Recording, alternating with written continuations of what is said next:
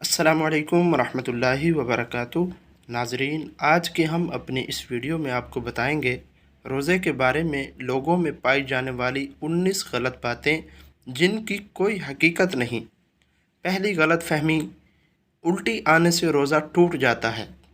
درست مسئلہ، از خود کتنی ہی الٹی کیا آئے روزہ نہیں ٹوٹتا، البتہ خود قصدن یعنی جان بوجھ کر مثلا انگلی وغیرہ منہ میں ڈال کر کیا کی اور وہ منہ بھر ہو تو روزہ ٹوٹ جاتا ہے، جبکہ روزہ دار ہونا یاد ہو۔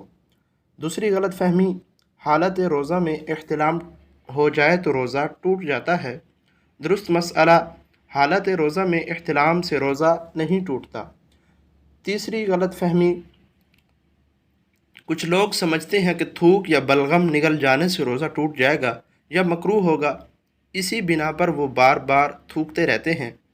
درست مسئلہ، تھوک اور بلغم جب تک منہ میں ہے ان کو نگلنے سے روزہ نہیں ٹوٹے گا۔ ہاں، منہ سے باہر مثلا ہتھیلی پر تھوک کر پھر منہ میں دوبارہ ڈالا تو روزہ ٹوٹ جائے گا، اور ایسا عام طور پر کوئی نہیں کرتا۔ چوتھی غلط فہمی، کچھ لوگ روزے میں تیل خوشبو لگانے اور منہ زیر ناف صاف کرنے کو درست نہیں سمجھ رہے ہوتے۔ درست مسئلہ، یہ کام روزے کی حالت میں جائز ہیں۔ سرما لگانے سے بھی روزہ نہیں ٹوٹے گا، البتہ کاجل کا حکم سرمے والا نہیں، کاجل سے پرہیز کیا جائے۔ پانچویں غلط فہمی، رمضان میں سحری میں آنکھ نہ کھلنے اور سحری کھانا چھوٹ جائے تو روزہ نہیں ہوتا۔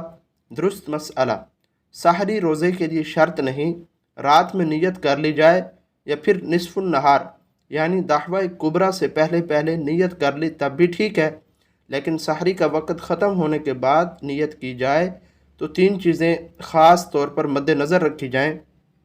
اول یہ کہ روزہ بند ہونے کے بعد سے نیت کرنے تک قصداً کوئی منافی روزہ کام مثلا کھانا پینا وغیرہ نہ کیا ہو۔ دوم یہ کہ یہ نیت کرے کہ میں روزہ بند ہونے کے وقت سے روزے سے ہوں۔ سوم یہ کہ نصف النہار کے بعد نیت نہیں ہو سکتی۔ چھٹی غلط فہمی، رات میں غسل فرض ہو جائے تو اب روزہ شروع ہونے کے بعد کلی یا ناک میں پانی افطار کے وقت ہی ڈالیں گے۔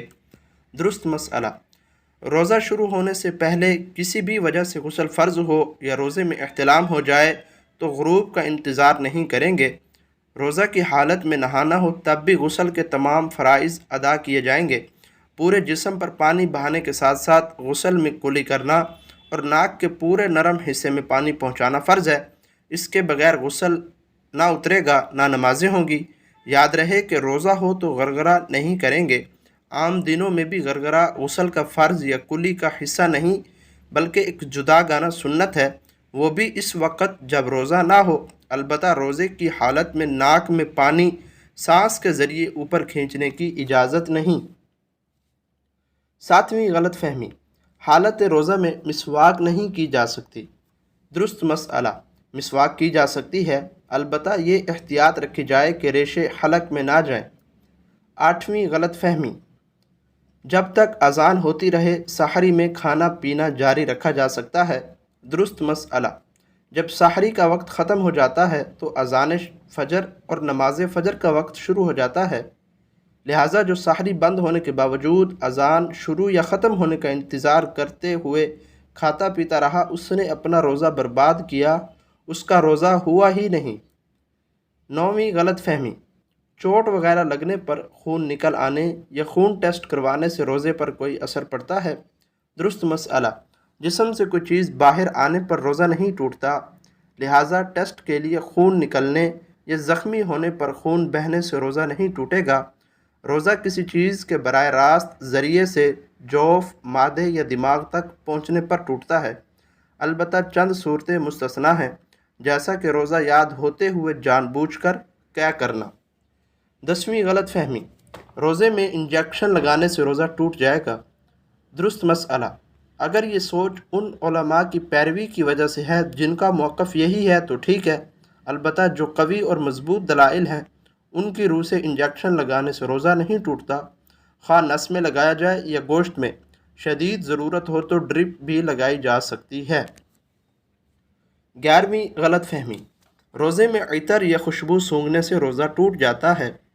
درست مسئلہ، مائع خوشبو یعنی لیکوڈ حالت میں یا ٹھوس خوشبو سونگھنے سے روزہ نہیں ٹوٹتا، البتہ اگر کسی نے اگربتی کا دھواں مثلا منہ یا ناک کے ذریعے اندر کھینچا، جو کہ لا محالہ حلق میں جائے گا، اور یوں ہی کسی بھی خوشبودار یا غیر خوشبودار دھوئیں کی دھونی اس طرح لی کہ مثلا اس کے دھوئیں کو ناک یا منہ سے حلق میں داخل کیا تو روزہ ٹوٹ جائے گا۔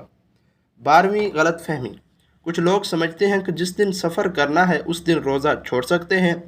درست مسئلہ، اگر صبح صادق کے وقت حالت سفر میں ہو تو روزہ چھوڑ سکتے ہیں، لیکن اگر صبح صادق کے بعد سفر شروع کرنا ہو تو اس دن کا روزہ نہیں چھوڑ سکتے۔ البتہ اگر دن کے وقت شرعی مسافت والا سفر شروع کیا اور ابھی مسافر ہی ہوں تو اگلے دن کا روزہ چھوڑ سکتے ہیں، اور حالت سفر میں جتنے بھی روزے چھوڑے جائیں بعد میں ان کی قضا کرنا ہوگی۔ 13ویں غلط فہمی، کچھ لوگ سمجھتے ہیں جو مرض یا کسی اور درست عارضے یا بغیر عذر کے روزہ چھوڑ دے تو فدیہ دینا اس کا متبادل ہے۔ درست مسئلہ، ایسا سمجھنا درست نہیں۔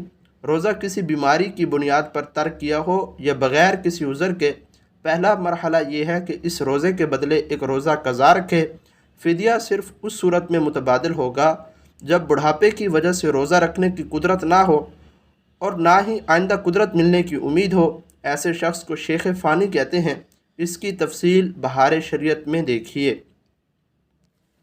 14ویں غلط فہمی، کچھ لوگ سمجھتے ہیں کہ ٹوتھ پیسٹ کرنے سے روزہ ٹوٹ جاتا ہے۔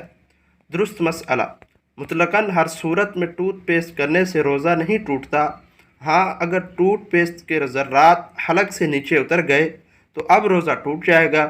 اسی بنا پر روزے کی حالت میں ٹوتھ پیسٹ کرنے سے علماء کرام منع فرماتے ہیں کہ اس کے ذرات کا حلق سے نیچے اترنے کا اندیشہ ہوتا ہے۔